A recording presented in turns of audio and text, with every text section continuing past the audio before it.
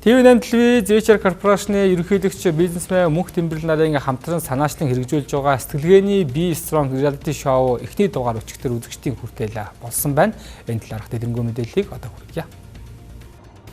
За сэтгэлгээний өөрчлөлтийг харуулах энэхүү шоуны оролцогчид нас насны нийгмийн салбар бүрийн төлөөлөл болсон эрхмүүд оролцож байна. За тодруулах юм бол дуурийн дуучин Жавхлан төгс, Хөхтөнгөр радиогийн хөтлөгч Оюун Тамир, дуучин Дэлгэр Мөрөн, нийгмийн ажилтан Мөнгөн Сарнай, усан сэлтийн тамирчин олон улсын хэмжээний мастер Билгүүдэ, бизнес эрхлэгч Цэрэн Норов, өмгөөлөгч, хууль зүйн ухааны доктор профессор Батчав, мөн англи хэлний багш Мичидма, улсын хурлын гишүүн асан Ган Тулаг, за сэтгүүлч Заригц гэмээр сайтын эрхлэгч Өнөрцөг нар Be Strong шоуны эхний дугаарын оролцогчдоор сонгогджээ.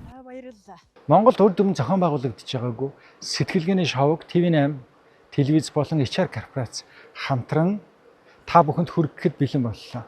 За хувь тавилангаар гэх юм уу энэхүү шоу маань өнөөдөр Монгол улсад хамгийн хэрэгтэй цаг хугацаанд зохион байгуулагдаж байна. Монгол улсын хамгийн чухал нөөц ямар нөөц байдаг вэ? Энэ бол хүний нөөц потенциал байдаг. 3,600,000 хүний нөөц потенциалыг хэрхэн нээж илрүүлэх вэ? Урайлан дуудах энэ ажил өнөөдөр энэ цаг хугацааны хамгийн чухал хамгийн ач холбогдолтой зүйл гэж бодож байна. За эхний дугаард оролцогчид нийгэм танигдсан дүрээ тодорхойллоо. За оролцогч дуурийн дуучин Жавхлан төгс өөрийгөө сайн аавын дүрээр тодорхойлсон бол өмгөөлөгч хуульч Батчав тэмцэгчийн дүрээр, харин Мөнгөн Сарнай оролцогч тэмцэгч төвчгчийн дүрийг сонгож авсан бол дуучин Дэлгэр Мөрөнгийн хувьд хайрлагч байхаар шийджээ. За Цэрэн Норов бусдыг өөрчлөх гэхдээ гоо сайхны талаас нь за Ган Тулаг оролцогч нөлөөлөгч, за Мичидма оролцогч нь боловсрол мэдлэгийг дээдлэгч, за Билгүүдэ оролцогчийн хувьд суралцагч гэж өөрсдөө тодорхойлжээ.